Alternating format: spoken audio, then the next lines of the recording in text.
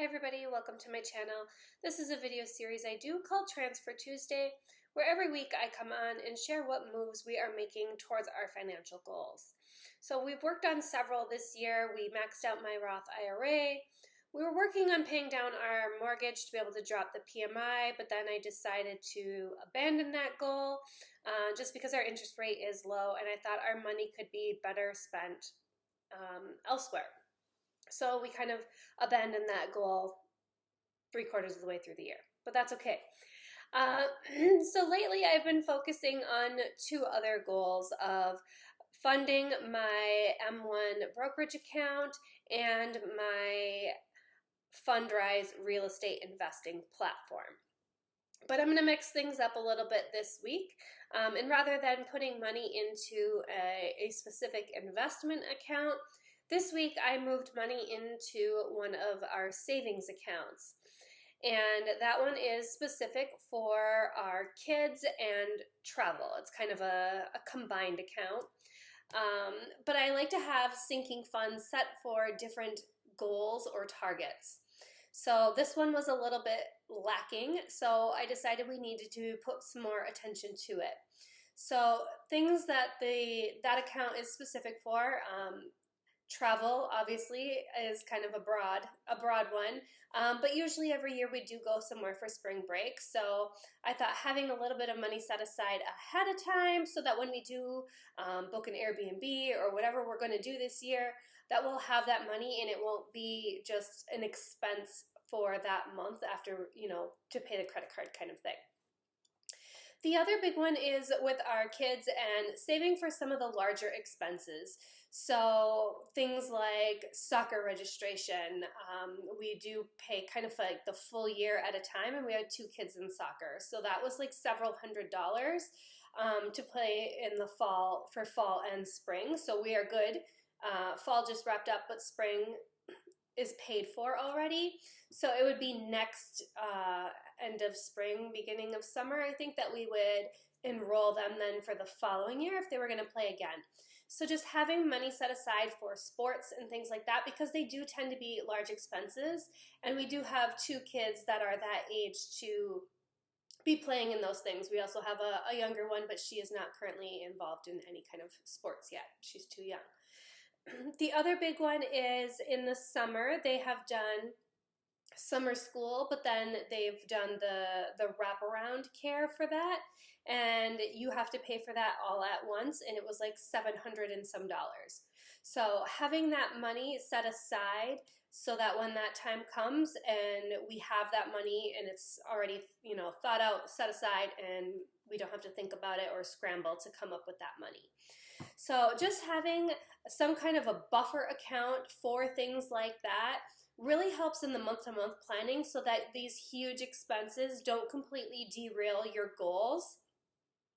And speaking of derailing goals, and that's part of the reason that I put money this week into a savings account rather than into an investment account, is if we needed to access that money, I could still pull that money out and access it if I really needed to.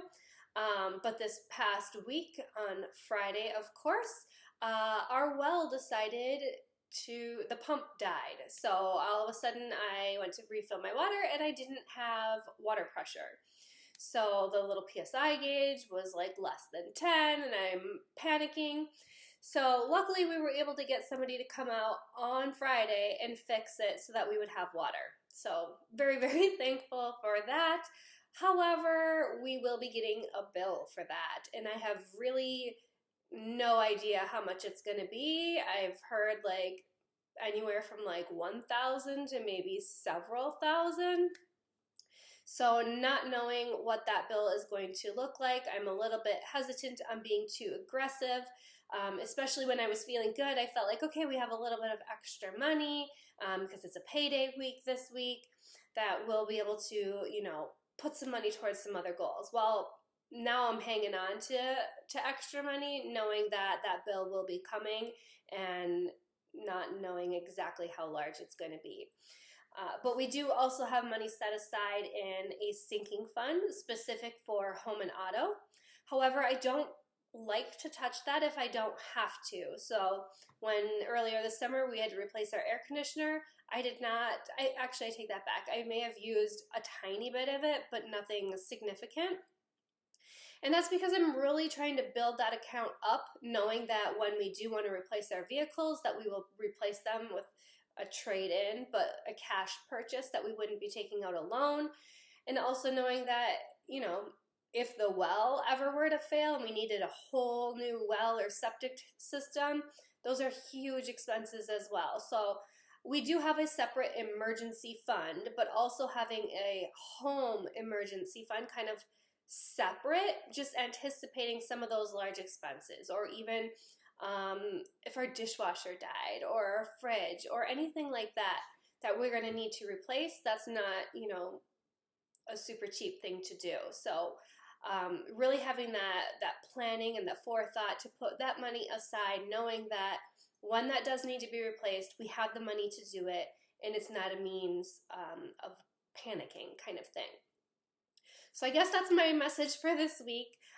Making sure, as you're also pursuing, you know, your financial goals and investing, and that's very, very important, but also making sure that, you know, you're paying off your debt for one, definitely doing that first, but you're also saving and having those emergency funds in place.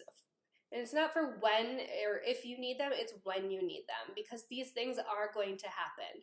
And I will say that well pump, originally when they first looked at it, they thought it was from 1991. And apparently when they pulled it up, they told my husband that it was actually like the original one from the 70s. So if you ask me, that is amazing that it even lasted this long. And I think because we're a family of 5, so we are using a lot more water, making it work a little bit harder versus the previous owner was a single woman living here. So we definitely have put it to work as our family has moved in the last 2 years. So anyway, all of that to say, please make sure that you're also saving and setting yourself up for success, and knowing that those kinds of things are going to happen, but that you are prepared for them because you've planned for them, so they won't completely derail you or cause you to go back into debt. So again, wrapping it up, for me, this week was $200 into our kids/travel savings account, saving up for different expenses that we do have coming in, you know, the next 6 months or a year or so. So I'd love to hear from you in the comments below what you are working on and what wins you've had this week. So I will see you back here again next week. Have a great one.